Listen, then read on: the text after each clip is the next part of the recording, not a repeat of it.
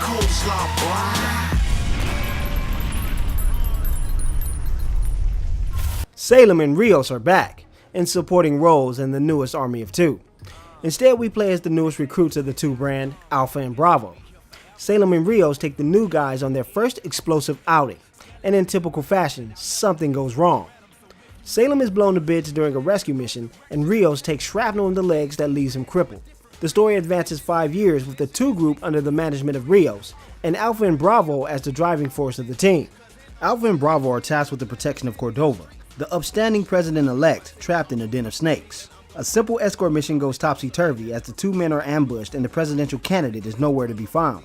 As one would suspect, the two men have to shoot their way through the streets in order to find Cordova and get him to safety. That is in fact the ultimate journey of Devil's Cartel. EA Montreal has designed a nonsensical adventure that indulges the player in gunfights from point A to B. It's led by a band of machismo-filled anti-heroes screaming obscenities and taking orders, all of which leads to the most obvious plot twist and an easily forgettable campaign with an unsatisfying ending.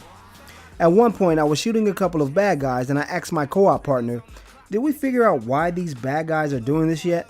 Her reply was, who cares, I'm just here to kill as many people as I can. In which I nodded my head and realized that this may have been what the developers were thinking too. If you're looking for some kind of worthwhile story, you don't want to play Devil's Cartel. Devil's Cartel fails at being visually appealing as well. It's filled with low resolution textures and outright unfavorable environments. It'd be easier to call it ugly without the intention of designing it that way.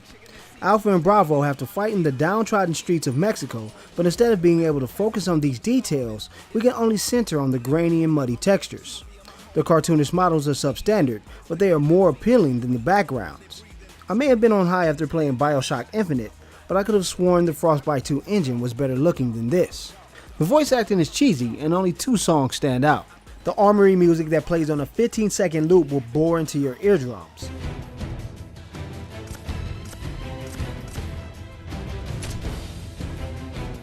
The second is the featured song Double or Nothing by Big Boy and B.O.B. that everyone in Mexico must listen to, because you will hear it spilling out of each home you pass. I can't blame them. If I pay for the license of a song for my game, I will get the full mileage out of my payment as well. Army of Two is structured for cooperative gameplay, and that has always been the main purpose of the franchise. While Devil's Cartel is no different in that function, it takes away certain elements and provides nothing substantial in return. The act of camaraderie of bumping fists is gone, and players can buy gear, but it is only for aesthetic design. Aggro still exists, but the bars that represent it are absent. Instead, the team member calls out when he has an enemy's attention. In essence, this is a straightforward campaign with 2 players instead of 1. The moments in which it feels like a game designed around cooperative play are nearly non-existent. Devil's Cartel is a standard third-person shooter without a hint of revolutionary gameplay behind it. Run your meathead into cover and fling bullets until every enemy is a pile of goo on the floor. That's not saying that the title isn't fun. For all it's worth, it does have some fairly interesting fights, but it doesn't do itself or the genre any favors in the process. In a way of trying to enhance the cooperative play, players can use 2 vision to find enemies and nearby cover. It's not all that useful, and my partner and I completely forgot about it until the end of the game. Alpha and Bravo can also shift into an overkill mode that gives them unlimited ammo, grenades, and makes them virtually invincible. It's fun to pelt everyone with exploding bullets, but players earn it so frequently that it made all of the hard battles a walk in the park.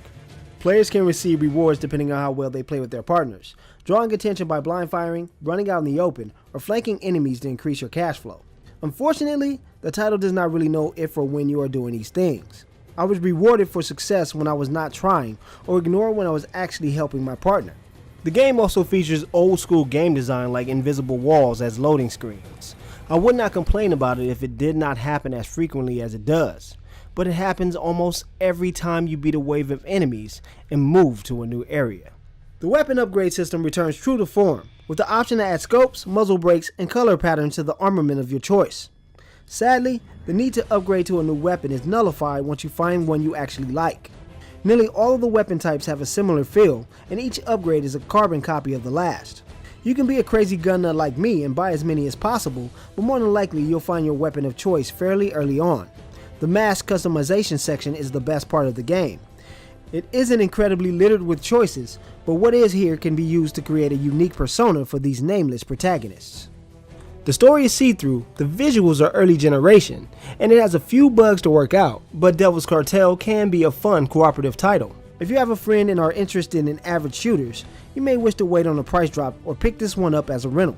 Army of Two Devil's Cartel receives a C- from Geek Citadel. This franchise is going to have to make some major changes, or it can end up on the chopping block and become an army of none. I've been studying Bautista for 5 fucking years. My gut says it's the ghost. Girl, don't nobody give a fuck. For more reviews and opinion pieces, visit geekcitadel.com. Subscribe to our YouTube channel and leave a comment below. We'd love to hear what you have to say. Thanks for watching, and see you next time.